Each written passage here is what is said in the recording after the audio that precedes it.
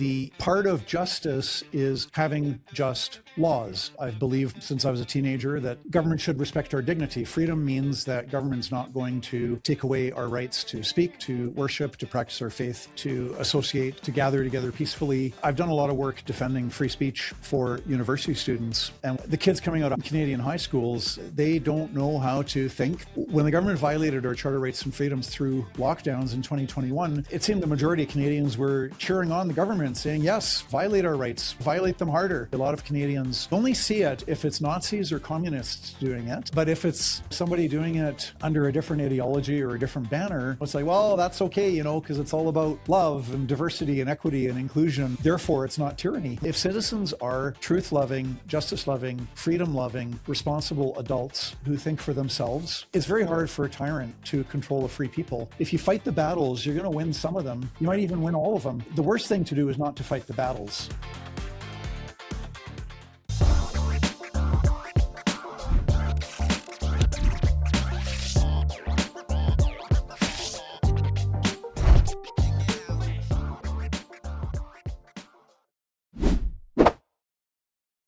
Welcome back, everyone, to another episode of the Furiously Curious Show. My guest today is John Carpay. He's a lawyer who spent most of his career defending constitutional freedoms and the rule of law across Canada. But he's also the founder and president of the Justice Centre for Constitutional Freedoms, whose mission is to defend the constitutional freedoms of Canadians through litigation and education. John has appeared at every level of court in Canada, including the Supreme Court. And through his work, John has helped hundreds of Canadians receive legal representation in defense of their charter rights, which I guess for an American listener would be the same as constitutional rights, John, in the U.S., relatively the same. Yeah. And then often standing alongside people who've taken real risks to push back against government overreach, as risky as driving a truck to Ottawa. John, thank you for coming on the show. I appreciate you being here. Well, I'm really glad to be with you, Carl, and with your viewers and listeners. How did you get into this kind of work? I've seen that you became a lawyer in the 90s already. Was this something that you're passionate about then? How did you get into the work that you do? I've had a passion for truth, justice, and freedom my whole life. Especially, it kind of awakened when I was a teenager. Social studies, learning about politics, seeing that, the part of justice is having just laws. I mean, another part of justice is, treating your neighbor well, being kind, being charitable, loving your neighbor. That's an important part of justice as well. And in addition to that, to have just laws. So, for example, Christians fought to abolish slavery. William Wilberforce starting in the late 1700s, and a lot of Quakers. They changed the laws that allowed the slave trade and slavery. And so I've always had that passion for justice and for freedom. I've believed since I was a teenager that government should respect our dignity. Freedom means that government's not going to take away our rights to speak, to worship, to practice our faith, to associate, to gather together peacefully. These are just, it's about human rights and human dignity means that you need a government that respects all these rights and freedoms. So those have been core convictions. And then I didn't go to law school until I was 28. And the delay, I just wasn't super interested until then. Okay. Fair enough. And those issues that you said you were passionate about, like justice and the different rights people have, when you say that to someone in Canada today, I would have a lot more understanding that it's a real issue because of what the government is doing. And we'll get to that, Bill C-6, Bill C-34, other things. But in the 90s, from what I recall, I was just a kid, that wasn't in the forefront and government overreach wasn't as maybe prevalent as it is today, at least from my perspective. Would you disagree on that? Or what was happening justice-wise or like government overreach-wise in during that time that got you passionate about it? Well, we've had a slow decline for several decades as many parents in Canada have abdicated their responsibility to to raise their own children, educate their own children. We've had, I've done a lot of work defending free speech for university students. And what I've been seeing the last 30 years is that the kids coming out of high school, Canadian high schools, they don't know how to think. They don't know how to debate. If they hear an opinion that they disagree with, like maybe a pro-life perspective on abortion, they just get very angry and say that they have a right to safety, and their right to safety means not being exposed to opinions that they disagree with. So there's been a decline for decades where you've got people graduating from high school that they don't know how to think, they don't know how to debate, and they do know how to demand that their opponents be silenced. So I think the roots go back, but I think things have gotten, when the government's imposed lockdowns in 2020, which were violations of our charter freedoms of association, speech, religion, conscience, peaceful assembly. When the government violated our charter rights and freedoms through lockdowns in 2021, it seemed the majority of Canadians were cheering on the government, saying, yes, violate our rights, violate them harder. So we've got decades of cultural decline that need to be reversed. Yeah. Okay, so I agree with that. So what was it in the 90s that was happening that already made you get passionate about getting into these, about fighting for these issues that, because now I know why people are into it today, but what was the decline already happening in the 90s? Or I think it was, but what was happening that made you be like, hey, this isn't right what the government's doing? Or were there any cases back then that made you think about the justice thing more? Well, we've had challenges to the undermining of parental authority, and getting children taught ideologies, whether it's feminist or LGBTQ or socialism or whatever, kids getting indoctrinated in schools. That was already going on for sure in the 1990s. The institution of marriage was under heavy attack. It was already in the human rights codes that you had to be very careful if you criticize homosexuality or criticize the LGBTQ lifestyle or agenda. You've got to be cautious. So those warnings were already there in the 1990s. And you would have been aware of them? Like you would have been talking about them with your family and things like that? Like what it was mainstream in your life to be thinking and discussing about those issues back then? It was, and I apologize for this. Is the first time somebody's asked me about what went on in the 1990s, so I'm having a hard time generating a lot of examples, but I've tried with a few. Fair enough. Okay, understood. And what was home like life growing up? Like did your dad have a big impact on you becoming passionate about these issues? Were politics and rights and freedoms discussed at home, and that's kind of what shaped you? What shaped the worldview you have? Yeah, I'm not sure what. Neither my mother nor my stepfather, her husband, neither of them were super interested in politics, but they did generally follow it. I think they were kind of conservative minded on the whole. Yeah, it's hard to say what impact they had on me. I was far more interested in justice issues and social issues and politics than what they were. So I don't know if it was, maybe it's social, cultural, genetic, I'm not sure. Yeah. In the live event we did a month ago, that I was with you there, you mentioned that what happened to your grandparents during the Nazis in the 1940s that shaped you. Can you speak to that? So I was born in 1967, which was 22 years after the end of the war, which sounds like it could be a long time, but really it's not. If you're older, if you're a teenager or if you're 20 years old, 22 years sounds like a long time, but 9/11 is more than 22 years ago as a comparison. So yeah, exactly. So I grew up hearing about the Nazi occupation of the Netherlands by Nazi Germany and the hardships that my grandparents suffered. And my grandfather was taken into had to be imprisoned in a prisoner of war camp in Germany for, I think it was about 2.5 years. Came back a changed man, changed for the worse. He had been a happy-go-lucky, fun-loving guy, and came back very psychologically damaged from that.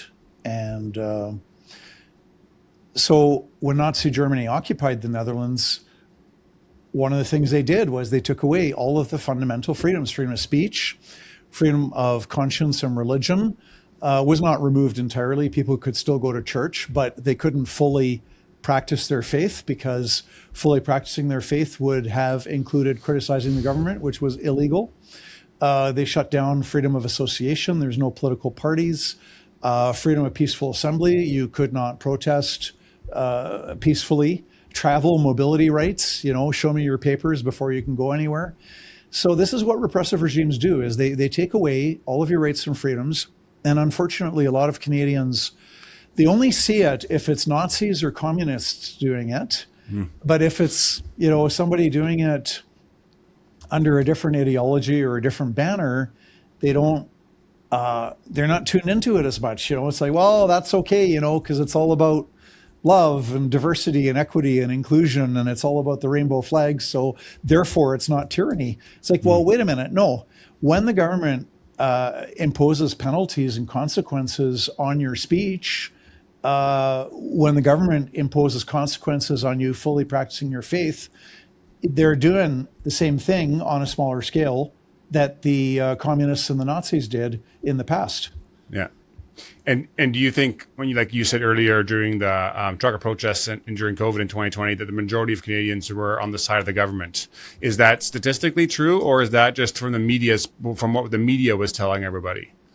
Or it's my overall impression, seeing the high degree of compliance, where everybody's putting on a mask in a store, and just in my own circle of friends, there are people that I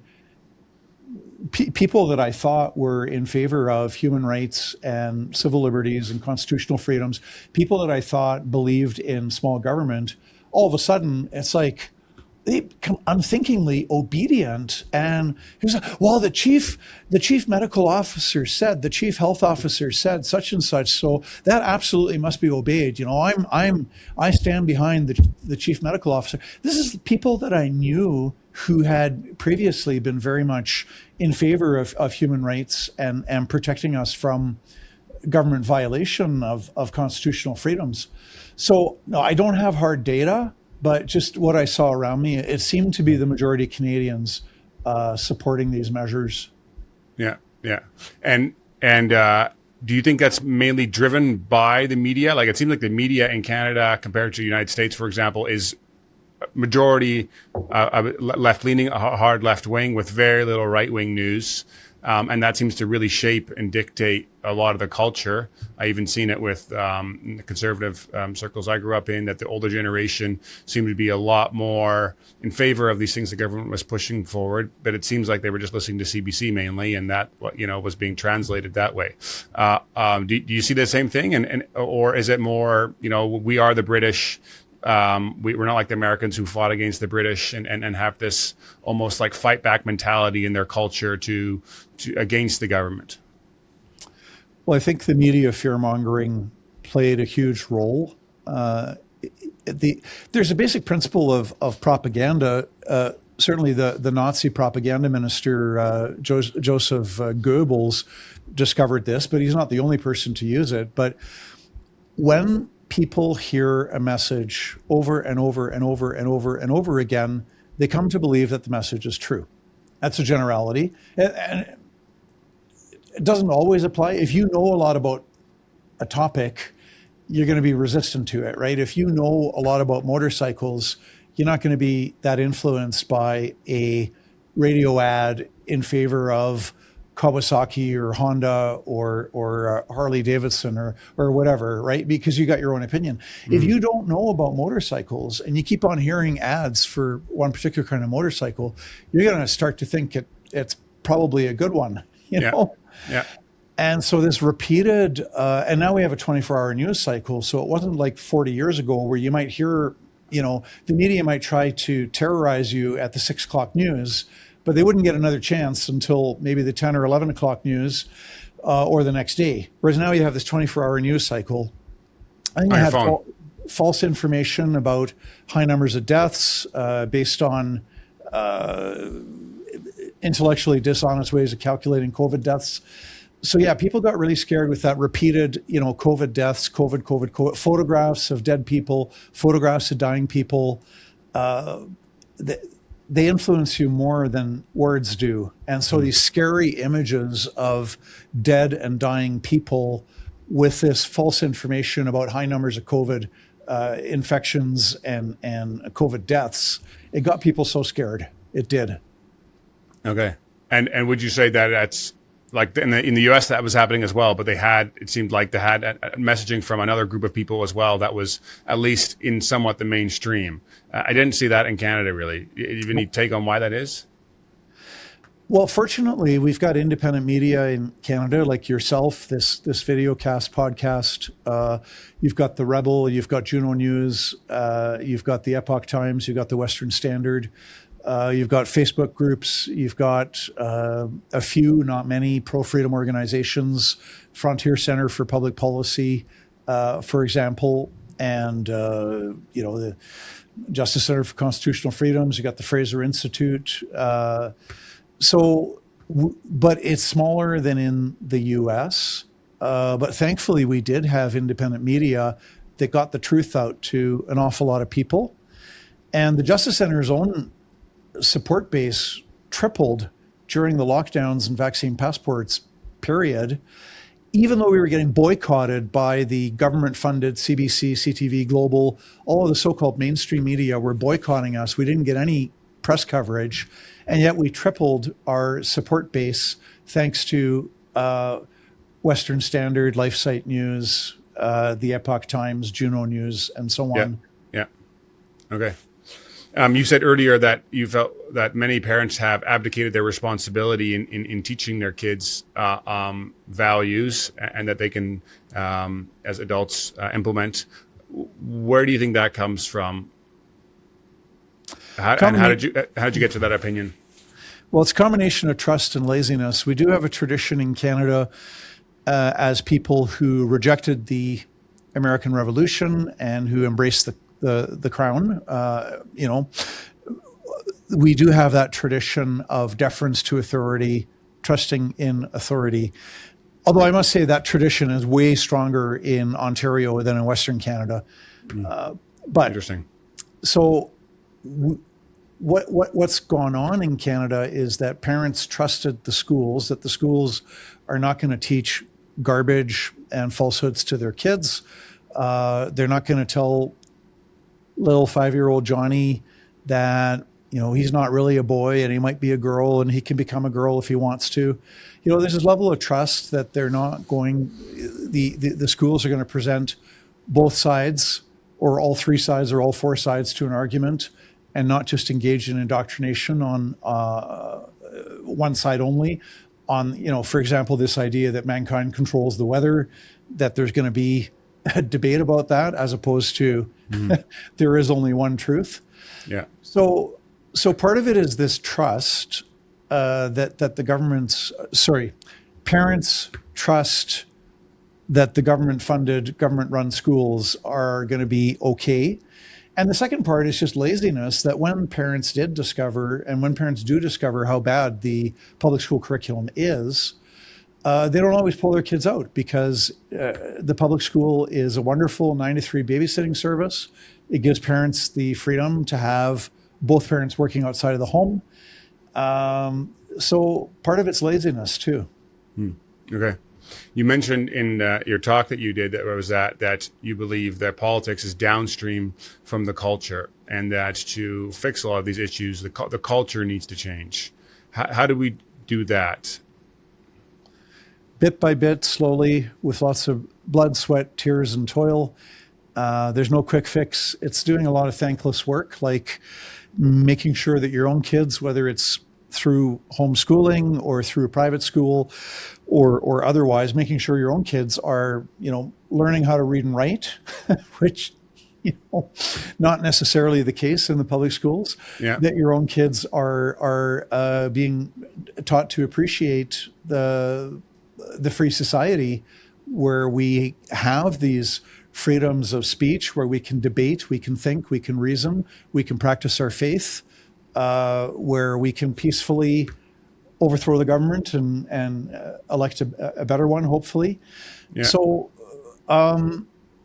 it's up to parents and it's up to grandparents to support their adult children in raising their kids or the grandkids.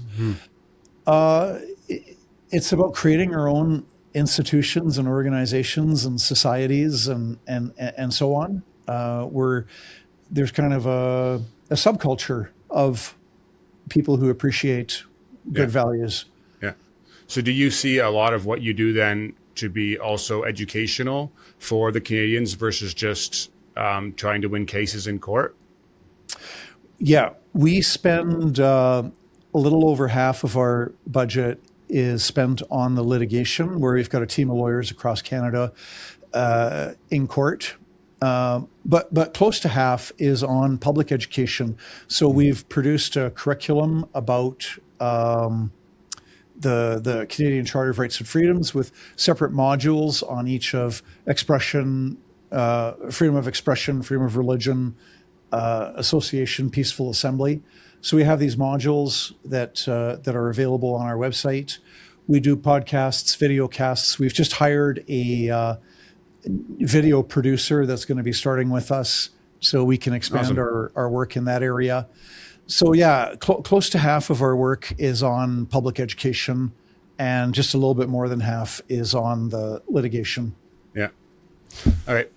So I have a take on how culture changes. I don't want to share it with you. I just want to curious what your take, what your response is to it, what your opinion is on it. So I think that this world is set in order by a creator. I believe that to be God, and I think the resurrection proves that Jesus is the Christ, that he was truly God and truly man, and therefore how he designed it, just like if I designed my own car, I have a manual of how it's supposed to operate, and changing that fundamentally won't work. I believe that's God designed this world in a way to do that, and that once we believe in him and his ways of also morality, that from that belief and conviction comes an acting out on it, which will then overall be better for Canada. And that revival is needed for Canada to change, because if that isn't your foundation, you are subjective in what your morality is, or you get to decide what it is and what it isn't. What's your take on that? Well, the founding fathers of the United States said, and I happen to agree, that a free society can only work with a virtuous people. So the more virtuous that we are, meaning the more honest, generous, compassionate, kind, truthful, courageous, the more virtuous that people are, the better and the easier it is to have a free society. We've got 8 billion people on the earth, and so we have 8 billion egos on the earth, and those egos are going to clash with each other. The best way to get along is if everybody has some, hopefully lots of humility, then we can kind of work things out, we can negotiate, we can compromise. But to the extent that we're not virtuous, the less virtue we have as people, the more that we need laws. And so if we're not virtuous, so a virtuous people doesn't need a lot of laws. You can have a few, thou shalt not kill, thou shalt not steal, but you don't need hundreds of thousands of regulations. You don't need speech laws to try to force people to be nice to each other. So when people are virtuous, a free society functions a lot better than if people are lacking in honesty, courage, generosity, kindness, truthfulness, and so on.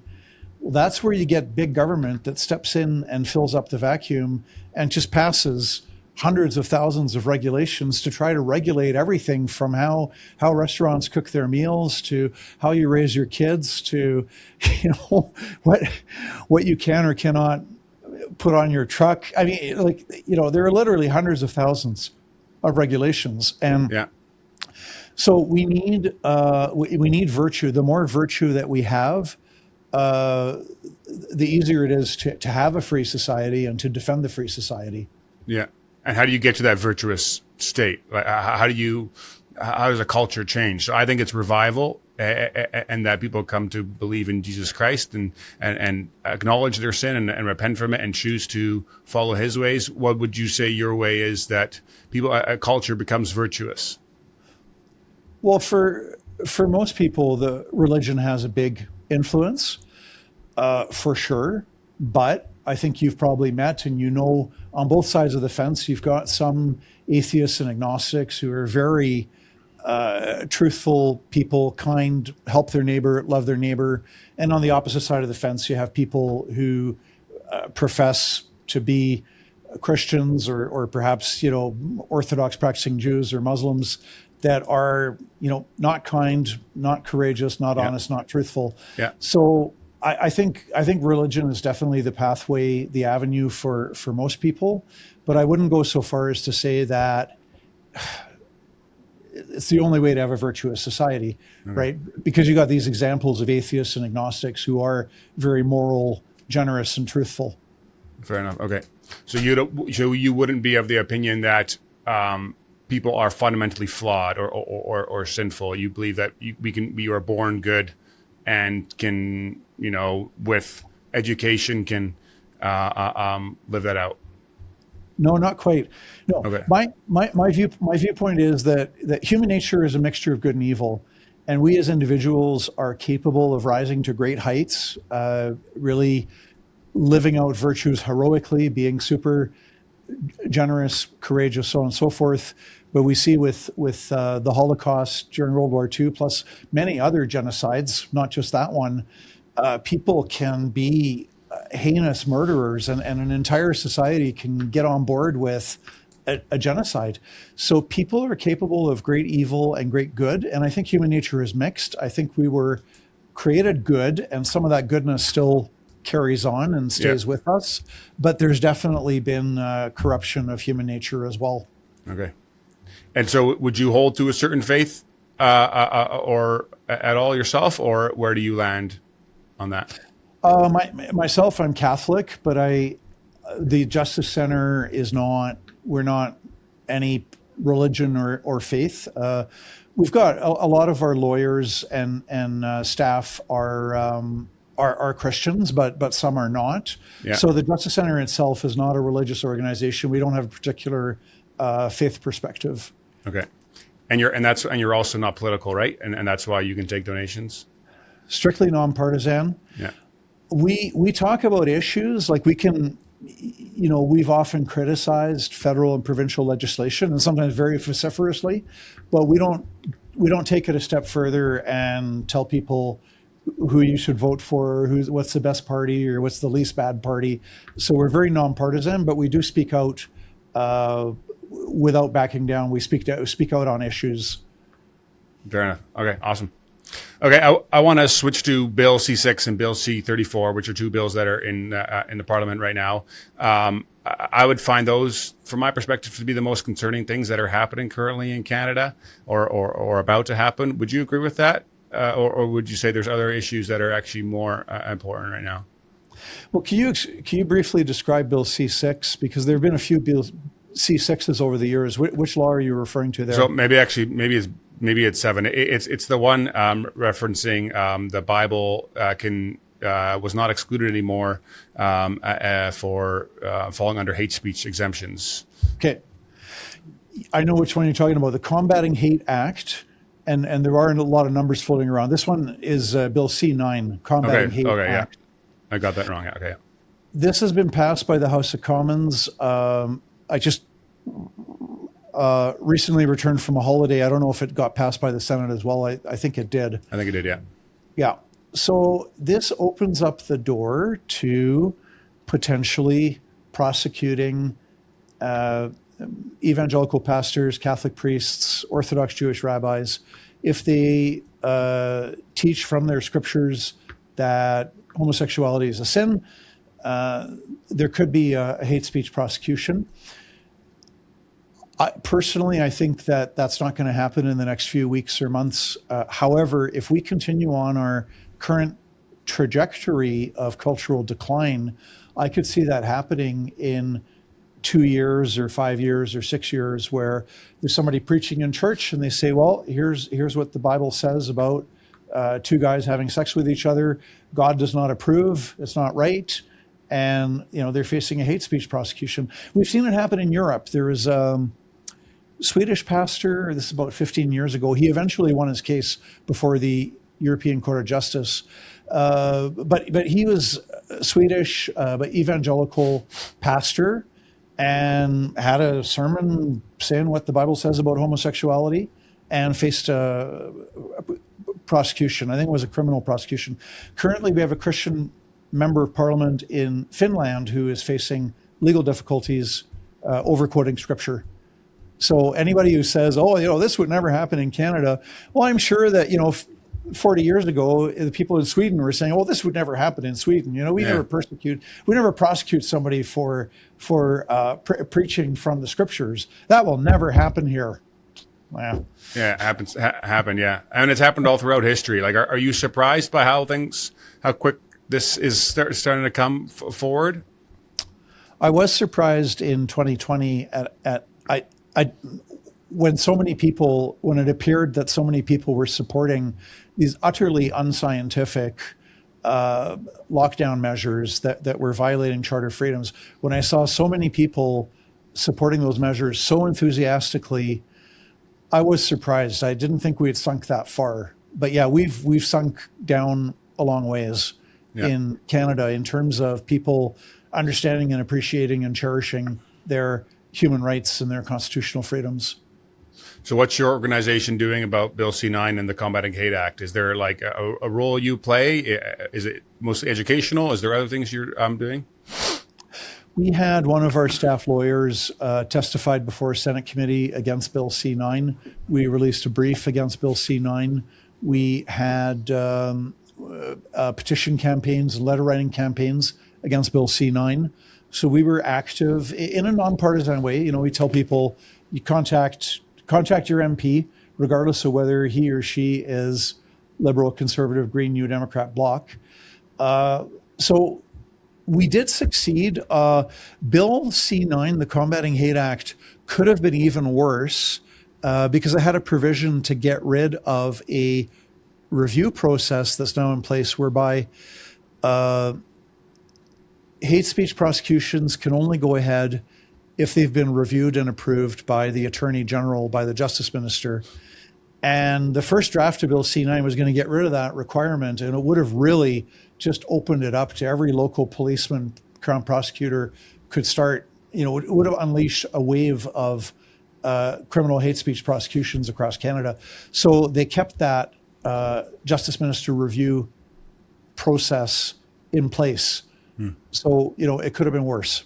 Okay.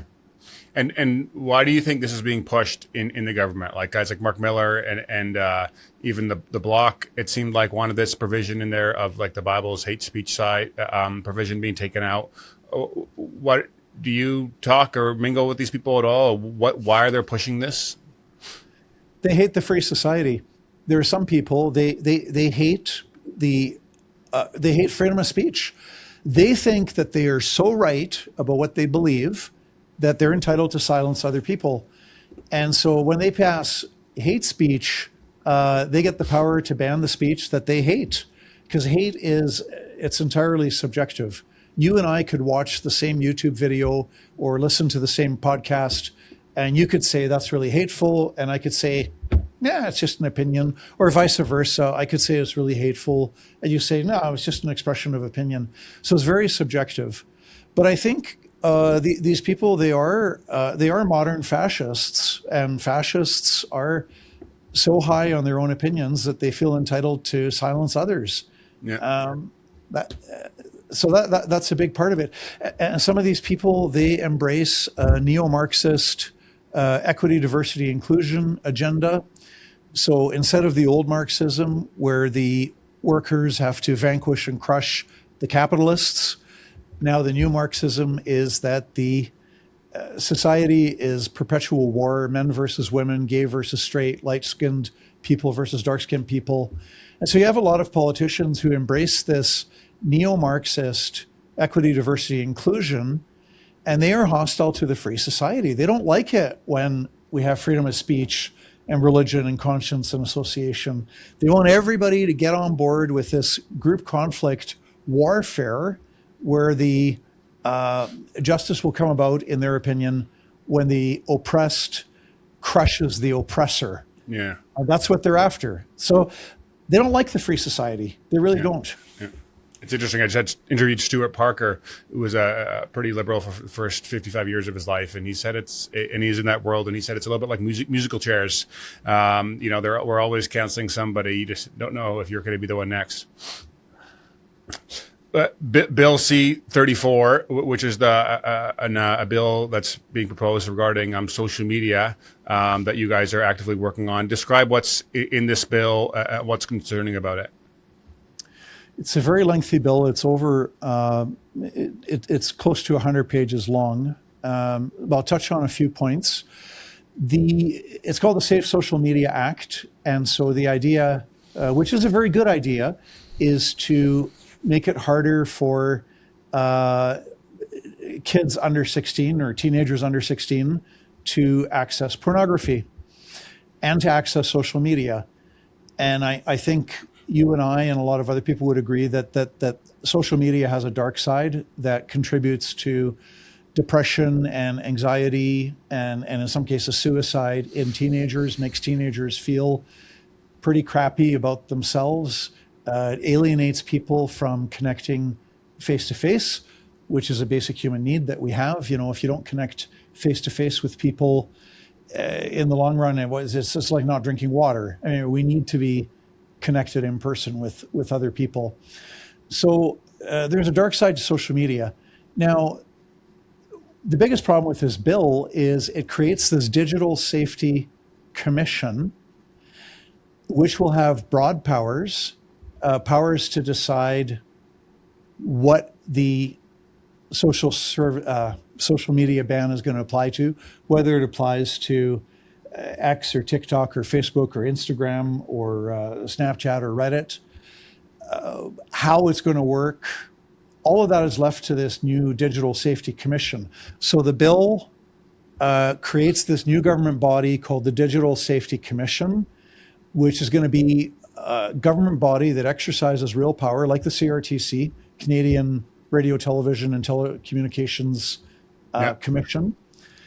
And yet it's very vague as to what new powers, it's not specific as to what the new powers will be. Okay, and I know Australia did this a couple of years ago, where they banned social media under age of 16. Is it pretty copycat of that bill? And did they have the same provisions of adding a government entity that regulates this? Yes. Australia passed a law in December 2025, something similar, to ban kids under 16 from accessing social media. There was a report issued by an Australian government official in March of 2026, so 3 months later, and 2/3 of the kids were still accessing social media anyways, either through a fake identity or a fake name, or they just got around it, which brings another problem. Okay, so it's pretty easy to get around these bans. Now, the only foolproof way of really enforcing the ban is that everybody is required to prove their age when they use the internet or when they use the social media. And this is where it gets really scary, right? Because half-hearted measures are, like in Australia, 2/3 of the teenagers are still, they're just bypassing the law. In order for the law to have teeth, you need to have a third-party verify your age. Yeah. So this is going to lead to biometrics or facial scans, or that I have to show my driver's license or my passport or my social insurance number, or I have to provide some banking information. The only way to really make this work is if you do like mandatory identification for everybody and to a high standard. Then this heads into other problems, like you can have a data breach, right? We had this, there's so many media stories every 6, 9, 12 months. You get some hacker gets in there and posts the, home addresses of 70,000 people online, or posts, driver's license information.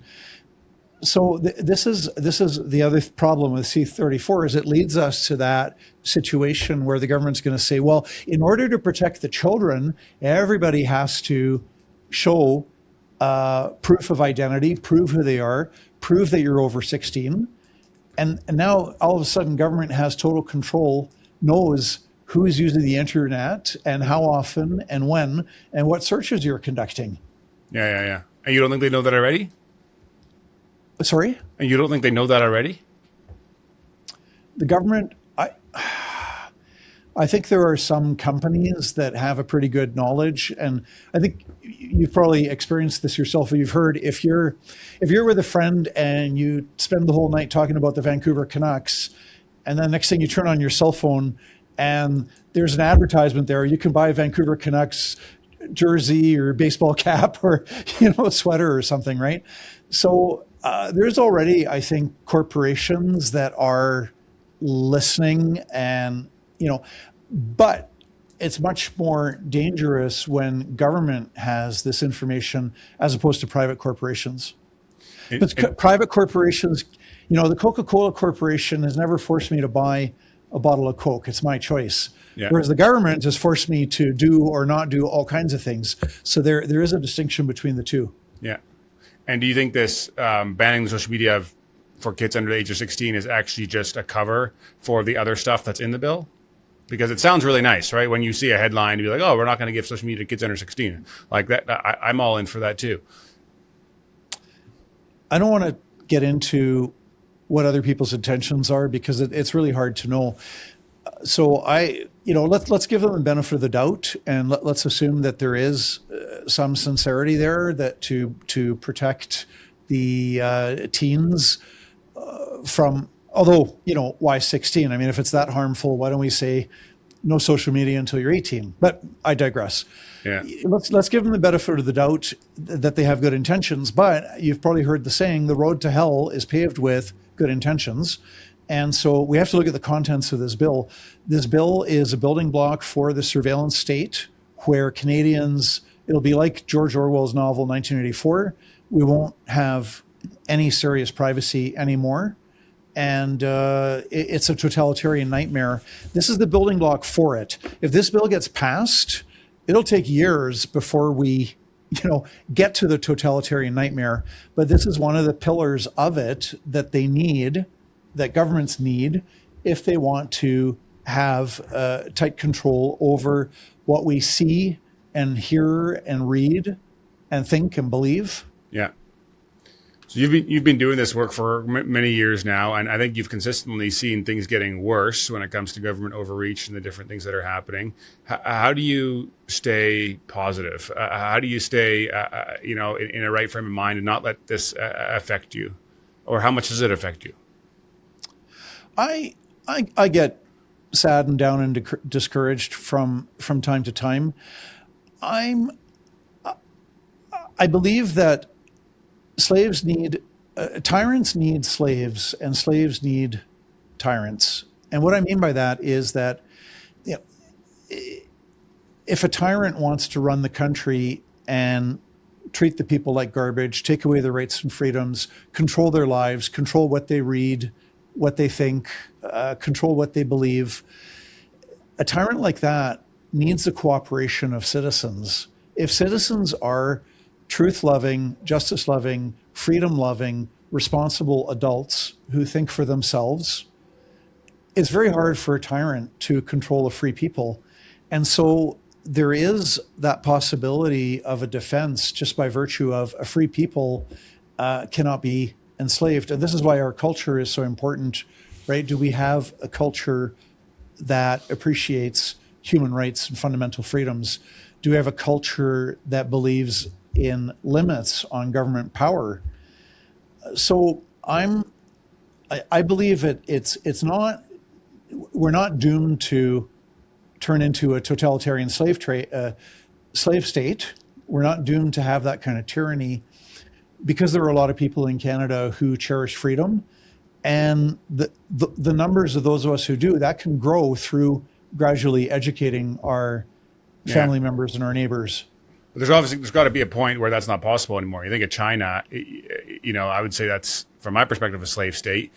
You could have a lot of people fighting against what they're doing, and they're going to get squashed like a bug. It's up to us to make sure we don't get to that point. We do have a lot. Here's another positive thing. Okay, free speech has been under attack for decades, but compared to most countries in the world, we have an awful lot of free speech in Canada today. We really do. Okay, and I'm not minimizing the dangers. It's up to us to exercise our freedoms of expression, conscience, religion. Our freedoms are like a muscle, right? If you spend the next 20 years of your life sitting on the couch watching TV and you never exercise, your muscles are going to get weaker and weaker and weaker. Conversely, if you're walking and going to the gym, playing some sports, your muscles are going to stay strong. So in the same way, it's up to us to exercise our constitutional freedoms the way that you would exercise a muscle. Fair enough. Yeah. You ever fear your own safety at all? Like you're becoming more well known and you're fighting for these issues. Do you feel like there's a target on your back at all, or you don't? Do you think much about that? I had a very bad experience in December 2022 where I was actually in jail for 23 hours on some trumped up criminal charges, which the prosecutor later admitted in court that there's no basis for it. So I spent 23 hours in jail. That was not pleasant. How did that happen? What were you arrested for? I was falsely accused of obstructing justice and intimidating a member of the judiciary, but I had not engaged in any criminal criminal conduct rather. Yeah. So that was, it was during the Christmas holidays. I missed out on an important family gathering that's irreplaceable. Yeah. I don't know if they chose that timing on purpose or not.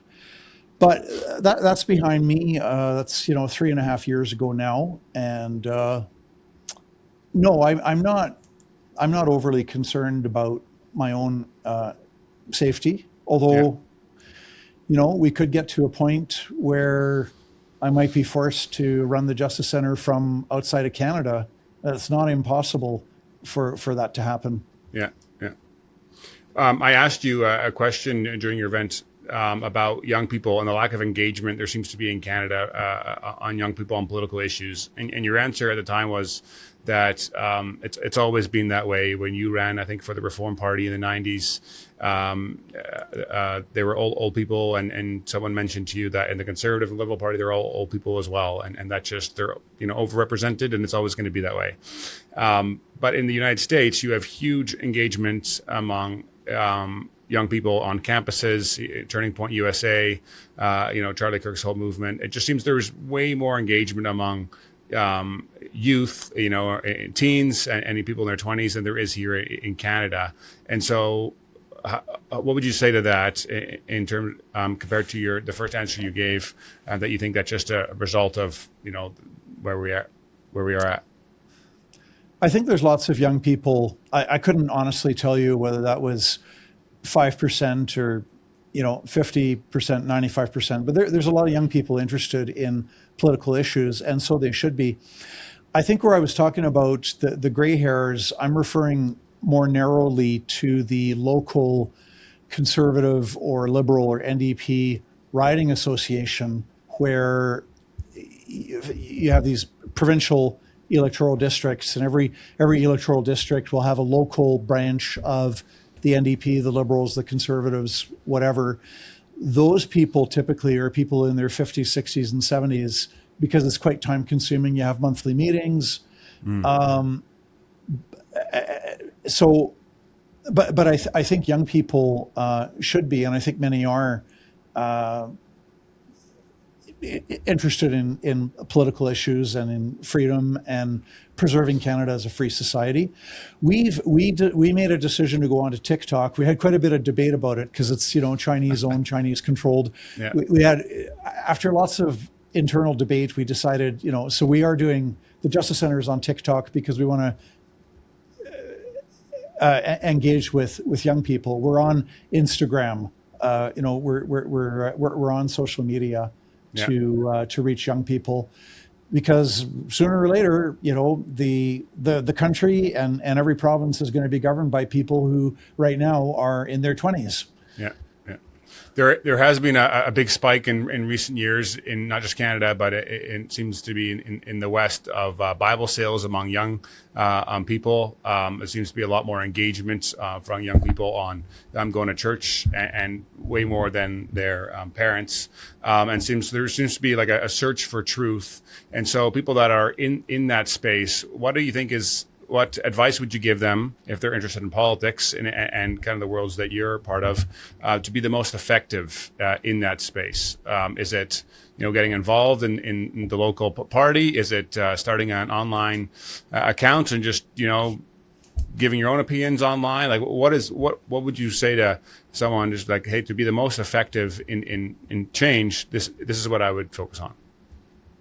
First of all, get educated through independent media as well as government funded. So no problem hearing what the CBC has to say, or its similar sisters, the Global, the CTV, all the government funded media. By all means, listen to what they have to say. However, subscribe to the Rebel or Juno News or the Western Standard or the Epoch Times and get a different perspective as well, and you will be enriched. So that's the first thing is inform yourself. Secondly, do engage in the democratic process. You should know the name of your own member of parliament. It's easy to look up online. You can click, and you can type in your address and you'll find out the name of your MP. It's not that hard. People should know the name of their local MLA or in Ontario MPP. Yeah. And so be informed, be active in the democratic process, and in particular, the Justice Center has a newsletter sent out twice per month by email. People can go to our website, www.jccf.ca, Justice Center Constitutional Freedoms, jccf.ca, subscribe to our newsletter. So those would be some of the big steps, I think. Fair enough. Okay. And what is your guys' big focus, your organization's big focus in the coming years? Is there a particular avenue you're really focused on, or is it more broad in general? Well, this is a partial answer to a question you asked earlier. We're encouraged by results. We just got a court victory defending pro-life speech on Parliament Hill. 2 or 3 years ago, there were some pro-life people showing photographs of what abortion does to an unborn baby. And the Parliamentary Security Service came along and said, "Oh, you can't do that on Parliament Hill. You can't show something that's offensive." And so we challenged that in court. We got a favorable court ruling. I could go on. We had lots of losses, but we've had lots of victories as well. So it's just to be engaged in the process, to fight the battles. If you fight the battles, you're going to win some of them. You might even win all of them. The worst thing to do is not to fight the battles. So in terms of our focus, we're going to continue focusing on the freedoms of expression, conscience, religion, peaceful assembly, association, parental rights, travel, mobility. So all the things we've been doing for 15 years, and we've got a good team. We've got close to a dozen lawyers from all across Canada. Yeah. Okay. Awesome. What's been the highlight of your career since you started the center 15 years ago? Oh, on a personal level, I enjoyed appearing before the Supreme Court of Canada to argue for racial equality in a challenge to race-based commercial fisheries in British Columbia. That was certainly a highlight. Organizationally, I apologize. I'd have to go through all of the various victories over the last 10, Fair 15 years and then see, which one was the most. Oh, I know. The Emergencies Act. Okay. The Justice Center was involved in the court case where we provided lawyers for 4 Canadians who went to federal court to argue that Trudeau's invocation of the Emergencies Act and freezing bank accounts and using violence against peaceful protesters, that was illegal and the constitutional rights and freedoms were violated. And we won at the trial level. And then there are other organizations were also involved. It wasn't just the Justice Center, but still we were involved in this. And then the Federal Court of Appeal affirmed the trial decision. So that was huge. Okay. So the convictions of those people that had their banks seized, or Tamara Lynch, those the people that were convicted, will those be overturned now? That the Emergencies Act was deemed to be inappropriate use? Well, that particular case of the wrongful use of the Emergencies Act, we are now waiting to hear whether the federal government's going to succeed in persuading the Supreme Court to hear the case. I'm hopeful that the Supreme Court will reject it and not hear it, but we'll have to see on that point. But certainly our victories are helpful to Canadians who are in various court actions are suing governments over the harms that they suffered from the freezing of bank accounts. When you've got a court ruling that says that was a violation of charter right, then it can't but help civil actions that are in progress. Yeah. In the United States, the Supreme Court gets a lot of news, and a lot of people, if you're on the Supreme Court, people often know your political views and your historical voting record on different issues, and a lot of the different cases that are coming towards the Supreme Court can be predicted of what will likely happen, even though there is still a lot of cases where there's a split of conservative versus liberal on the American courts.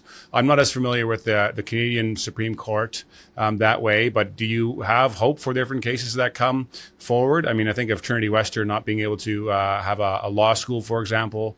When you kind of see the makeup of the court, and is the voting record just as public in Canada, and being able to see, hey, I don't think this is actually going to, go well for us, or the Supreme Court of Canada today is dominated, and for the last decade has been dominated by woke progressive people who are not necessarily friends of the free society, people who embrace this neo-Marxist ideology of equity, diversity, inclusion.